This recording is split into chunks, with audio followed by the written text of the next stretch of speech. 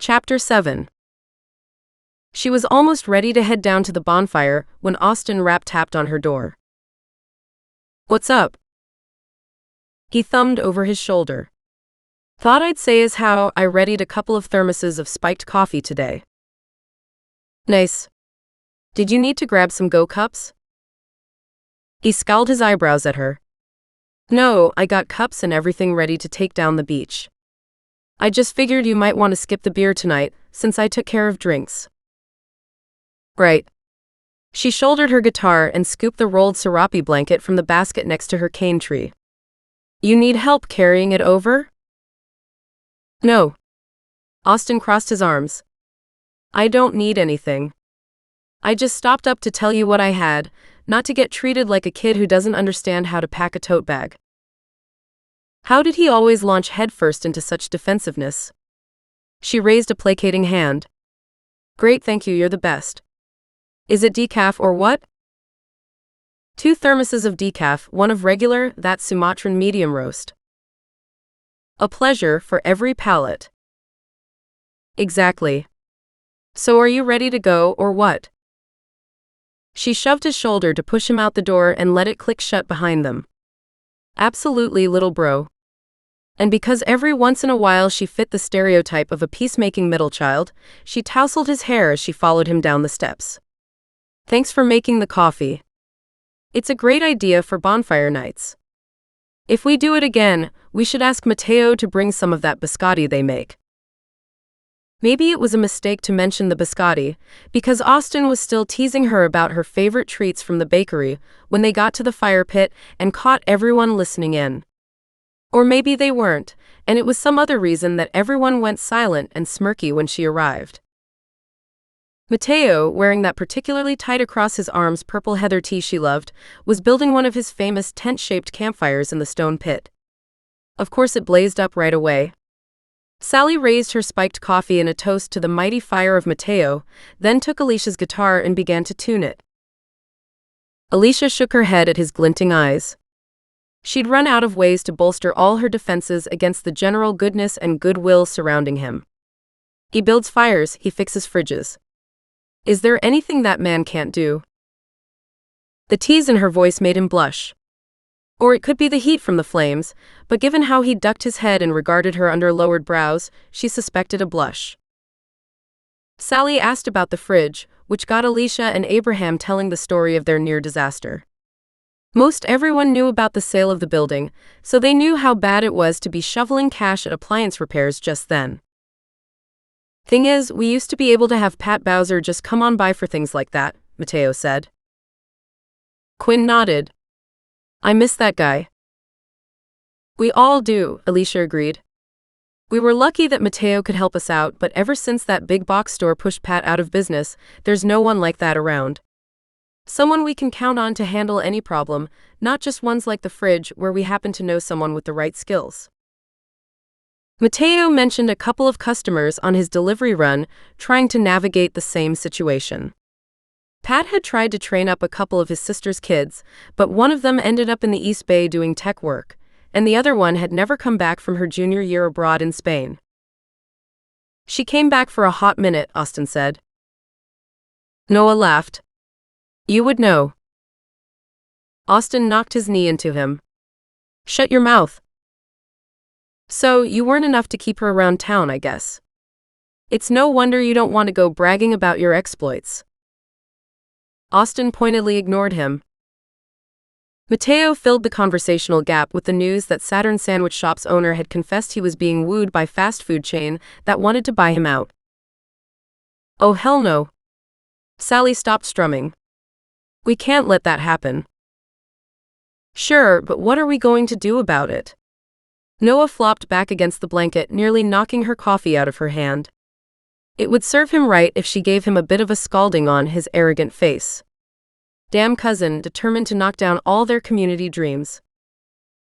Mateo was squinting. Not against the smoke this time, since it was headed straight off the sea and up towards the street. "What are you thinking?" He caught her watching him and shrugged. "Not much, really." "Lies." She grinned a challenge at him. He tilted his head.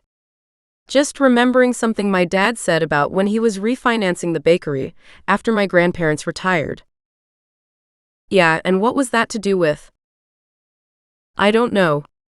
You probably don't want to hear this. Austin sat straight. Don't want to hear what? It was about the banker we worked with. He accessed a community development fund designed to support locally owned businesses.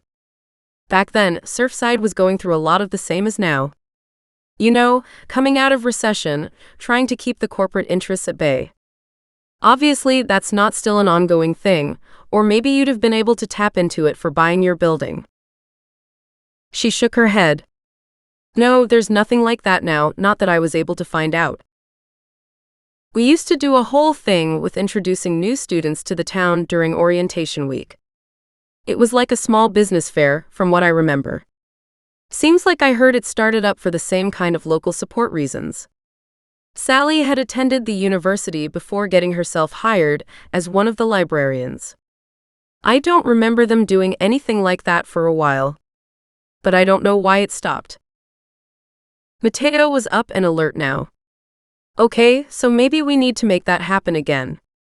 Who can we talk to about it? Noah was already shaking his head. No good, man. I can't even get the council to call me back about Surffest, and that's been happening every year for 2 decades. She looked from her cousin to Mateo, who slumped back on his elbows in a way that seemed to smash apart the enthusiasm he'd been developing. She called utter bullshit on that. This inkling of a plan was the first time she'd located a new potential lifeline she could use to turn their luck around. Maybe you couldn't get the council to deal with you, Noah. But I bet Mateo could. Her cousin shouldered her lightly enough that her coffee wouldn't have spilled on him if she hadn't made a point of it. She wasn't a jerk, it wasn't still hot enough to scald. But it did stain what she knew was one of his favorite white concert tees. Hey. Hey yourself. She rested her laser eyes on him. Fine. He patted uselessly at the coffee stain. I'm useless and Mateo is not. So what's your plan? The way she was looking at him. All shiny like he had some superpower he'd never even heard of.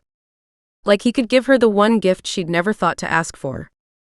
His heart pounded loud when she licked her lips and furrowed her brow to begin speaking. It's not a plan. Not exactly. Nothing so clear. More like 2 bits of an idea and a sketch of another. I'm just thinking about the fair. Noah mentioned Surffest, and you know those towns that are like keep Austin weird or keep Portland cool? And that's part of the whole appeal of Surfside, right? She was looking at Sally, but he spoke up with a memory. The emails I got from campus back when I enrolled mentioned all that. Unique charm of the town and so on. Right. So that's got to be a draw, right? For campus and for tourism both. People want a Panera, they've got that at San Jose State. But when they want Saturn's Sandwich Shop and No's Surf Gear and James Family Bakers. Mateo interrupted. And Pier 3 Coffee instead of Starbucks. Right. She was up on her knees now, shining at him. Every angle of her face a brighter spark than the fire he'd built between them. Okay. So what? I try to turn this into some sort of movement? He hoped his voice was steadier than the pounding urge to help her led him to expect. I don't know. It's just, there's got to be some way to capitalize on all that. Capitalism is always the problem, Noah offered. Yes, we know that. She patted his shoulder. But capitalism being the problem isn't gonna stop Mrs. Vallejo selling to some random property developers. He didn't like how she sank back into the shadows as her voice trailed off. Well, it's maybe not going to stop any number of local businesses getting vultured by larger commercial firms. But he caught himself kneading the hem of his shorts between his fingers and scrubbed his hands through his hair to shake out his racing nerves. Sally piped up. But if it was part of an ongoing effort? Write that. Make it a rising tide effect. He shot a glance probably too full of apology at Alicia. I don't know what it looks like though. Maybe, I might have something. And then she left her own blanket and helped herself to a section of his. Be still his fucking heart. Okay, so maybe we need to brainstorm this. She handed over her cup for him to hold while she settled all her heat and softness and beauty beside him. Just a brush of her knee against the meat of his calf, and he was head to toe tingles. Ridiculous when they'd spent so much time being naked, for it to feel so intimate. Half a dozen people watching them and not so much as a kiss between them, but he felt flayed and exposed. And somehow noble with the way she flooded him with questions about his customers and other local contacts. Building castles from the sand beneath them. Each one of his answers fortifying walls of some kind of dream they could share. It was like she'd come up with a quest, looked around their circle of friends, and decided that he was the one who could complete it for her. I don't get why you think Mateo can persuade all those people when I'm the one who's been schmoozing council members for weeks. Noah complained. He didn't either, but he wasn't going to stop Alicia's momentum with those kinds of doubts. She and Sally and Austin and Quinn kept piling up ideas, and his only goal was to follow their thinking so he wouldn't let anyone down. She leaned over to look at her cousin, which pressed her shoulder into his. He debated between shifting to shield the bulge in his shorts, or maintaining stillness to keep their contact. First of all, everyone likes Mateo. Hey. And, she continued over Noah's protests, they know he doesn't prioritize his ego over common sense. Hey, Noah repeated, laughing. He just gets things done. And since he doesn't get caught up in proving he's right all the time, people are happy to listen to him and work with him towards a goal. They know he focuses on accomplishing things, not puffing himself up along the way. You are so damn competitive. I'm sorry you're still upset I won the Clash of the Cousins tournament back in middle school, but you don't have to be so set in your ideas of who I am now. Only because they were still shoulder to shoulder did Mateo realize how sharp that teasing dart from Noah had been. He let his hand drift on top of hers to capture her attention. Thanks for your confidence in me. It means a bunch. I do have ideas of who to run some of this past. And maybe. He trailed off. Much as he wanted to be equal to her expectations, he had better figure out what he was getting into before he committed. Well, I'll be exploring some stuff if you're up for more brainstorming someday. Alicia knocked back the rest of her coffee and reached across him to take her guitar from Sally. Absolutely. This could be something pretty big, for a bunch of us, and for Surfside. Thanks for thinking about taking it on. He settled himself behind her shoulder to accommodate her playing. If she suspected how much more he would accommodate and take on at her behest, she didn't let on. But he didn't need to profess all that at her. As long as she was willing to share her dreams with him, he would do what he could to make them come true. Chapter 8. She took a late break to dash up to her apartment and do some cleaning. Not because she was planning exactly to invite Mateo up after their meeting. But he was swinging by at the end of his workday, which was the same as the end of her shift, so they could talk with the brothers about some of their Surfside ideas. If their brainstorming session happened to end with Mateo free to go upstairs with her, what was the harm in bundling up her laundry to stash in her trunk until she could get to the laundromat? She stepped out on the landing and nearly bashed into Austin. Oh hey good. Let me in. I've got to get back to the counter. Yuji is waiting on me. That's okay, you don't need to be here. I just want to go in. Are you planning on fouling up my bathroom? Because I gotta tell you, I just wiped down those counters. He snorted. It'd serve you right if I did. No, I'm trying to figure something out. Need a few minutes in here to see if it'll work. I'll lock up after. She made room for him to pass by and headed back to work, wondering what schemes he was playing at now. Not that she'd object to some successful get-rich-quick plan, given that they needed the money for the building, and every best effort of hers had so far failed. But what were the odds that anything Austin came up with regarding her apartment would help them pull together the money to buy out Mrs. Vallejo? By the time she'd punched out and settled herself at the back corner table, notes lined up neatly in front of her, she was prepared for battle. As soon as Austin slid across from her, she said, "We're not going to make cash fast enough turning it into an Airbnb." He scoffed. Obviously. Half a dozen people bought apartments in Mom and Dad's building just to use as short-term rentals. The market's glutted with people who felt too cramped in the cities the past few years and bought out here to give themselves some space. And now they're all repurposing the properties to be moneymakers.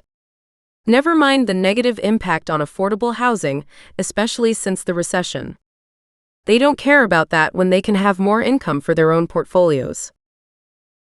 What are we talking about? Abraham asked, settling into the seat beside Austin. Alicia thinks I want to turn her apartment into a short-term rental.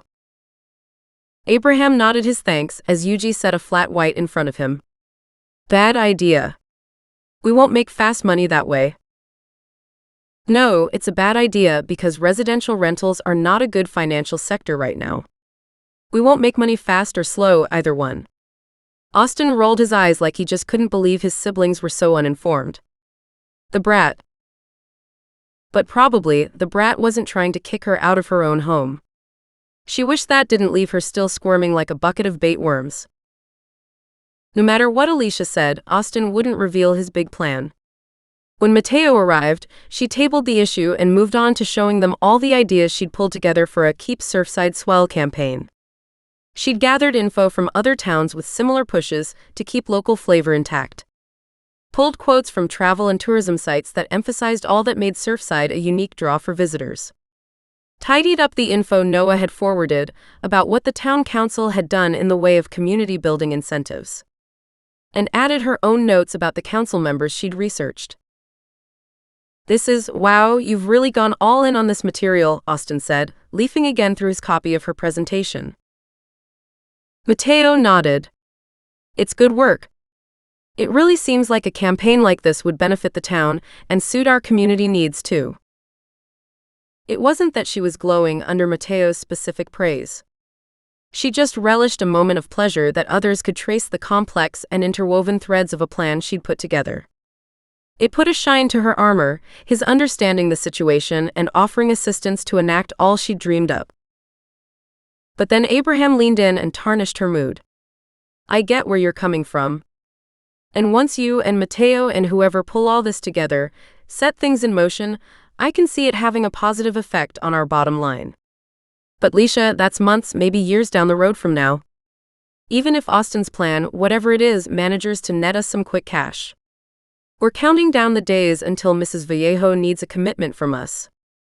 And that has to come with actual money, not flyers about some future street fair. His palm swept across her presentation notes, like they made no difference to the fate of Pier 3. So what are you saying? We need to think about letting go of the idea of buying out the lease. I don't know if that's looking for a new place to rent, or... He trailed off, but the look Austin gave her said he knew as well as she did that what Abraham wasn't mentioning was them going out of business. Her throat was full of too many frogs for her to muster up a glare for her big brother. That is not an option. Not for me. Abraham's expression didn't change, though Austin tilted his head like he was solving calculus equations with nothing to write on. Mateo scritched his chair forward a half-inch, managing to also slide it a good ways closer to her. Abe, there has to still be a chance for you all to buy this place. Alicia hasn't been to every banker yet, right? And this is the kind of thing, he tapped the packet of papers, that can change someone's view of what makes financial sense. You just have to give them a chance. She stopped biting her lip. Raised her brows at him. So we should do this? Turn Keep Surfside Swell into an official campaign? He bumped his knee into hers. You know I love making things official. So yeah.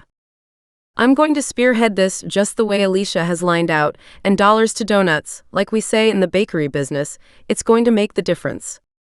Your loan is practically guaranteed. His beloved had a mission for him, and Mateo's spine thrilled with the knowledge that he could accept the charge. Of course, she'd thwack his ear if she knew he was thinking such outdated things, so he kept his chivalrous tendencies under wraps. What mattered was that she was giving him this chance. She wasn't shutting him out, wasn't going on about how she could do it all on her own. Wasn't refusing to look at or touch him. He jotted down some names of people to talk to and made a note to scrutinize the town council and chamber of commerce sites. He was pretty sure the woman who ran the bird sanctuary where he delivered bulk bags of seeds on occasion was involved in city planning somehow. Stealing a glance at Alicia under his brows, he clocked the soft smile she was aiming at his notepad. Valiantly not letting her see him notice, he nodded to the brothers. If you come up with anything to add, let me know. I want to make this a success. Feels like it could be big. Abraham's nod was both stoic and skeptical, and he wished he could shield Alicia from the man's attitude. Austin was fidgeting, but not to Mateo's mind, like he was eager for all this to get underway. Alicia firmed up that opinion when she asked her younger brother, "Are you going to tell me what your bigger idea is?" He drummed his hands on the table, prompting Abraham to reach out to steady his mug before it spilled. "Oh, sorry, bro," Austin stilled and flipped his attention to Alicia. "I can't let you be the only one with slideshows. Give me a little time and I'll let you know." "Time is the last thing we have," Abraham reminded them. Alicia's voice was far from patient when she said, "Yeah, we know. You don't think I've got calendars and spreadsheets and flowcharts about all this?" Austin laughed. "The last thing anyone would think of you is that you don't have a flowchart about something." Alicia's famous color-coded, cross-referenced, collated presentations. Abraham's shift to gentle teasing didn't soothe his sister. "You two can just fuck off," she said, standing. "And you? Want to come up to mine?" Mateo's grip on his pen was suddenly tight. He looked up at her, ignoring the brothers' snorts of derision. Damn, but he loved when she opened up her space to him. Since neither of them had to work for the next 10 or 12 hours, he was not going to be coy about accepting her offer. "Absolutely. Let's go." Chapter 9. She glanced at her apartment, checking that her brother hadn't left anything askew when he'd visited. As far as she could see, it was still neater than it had been in months. For once, she'd turned all of her nervous energy into something productive, getting the place spiffed up while she bolstered herself for their meeting downstairs. She ought to fall prey to nerves more often. She tapped her hand against the outer edge of her right thigh. She'd had the tattoo artist place a triceratops just there, where she could easily reach down to its purple-green flank anytime she needed a reminder of strength. It wasn't subtle by any means, but it was always effective. Triceratops bolstered and energized by the potential of their plan, she turned a smile full of want on Mateo. The unsteady feeling of not having him as her fuck buddy would soon be nothing but a memory, if she had her guess. She resisted all her urges to fling out her arms and twirl in celebration of everything working out her way, but was spinning and spinning in her head. "You rock that," Mateo said, slipping off his shoes to tuck under the table by her front door. "We're gonna make this work." Abraham's going to be eating his words. "Hope so." "I know so. You killed it." He brandished his copy of the presentation her way. "This is like saffron and vanilla and cardamom. All the expensive, delectable stuff." She grinned as he dropped the paperwork on the little half bar between her kitchen and living areas. He crossed his arms at her. It probably felt to him like he was just crossing his arms across his chest, an everyday move he performed with no thoughts of how it smashed her concentration on anything but his biceps and triceps and all his other ropey curves of muscle. "Hey, what do you want to put together for dinner?" She licked her lips. "Oh, you're staying for a while, are you?" He smirked. "Was planning on working up an appetite, yeah." "Well, in that case." Alicia reached to unclip her hair from the complex system she used to keep it out of her way for working and for facing the beach winds. Once she was freed, Mateo drew her down onto her love seat and got to kissing.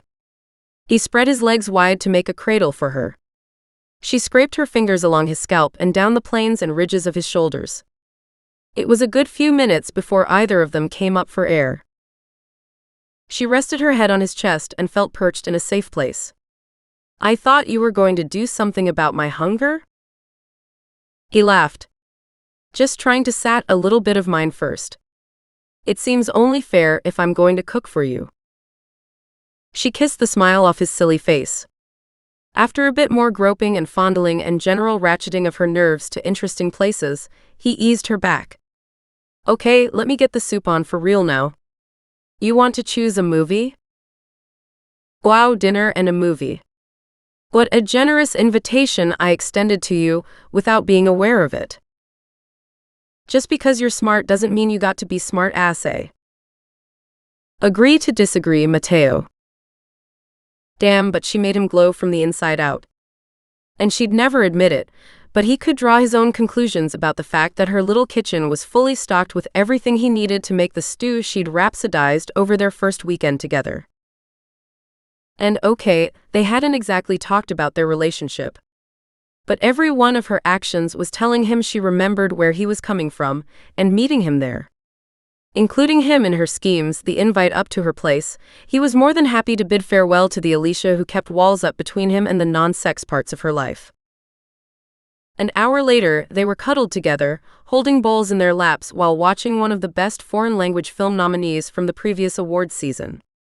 The only way it could be more ideal to him was if the movie were in English or Spanish, so he could eschew the subtitles and spend more of his time watching Alicia.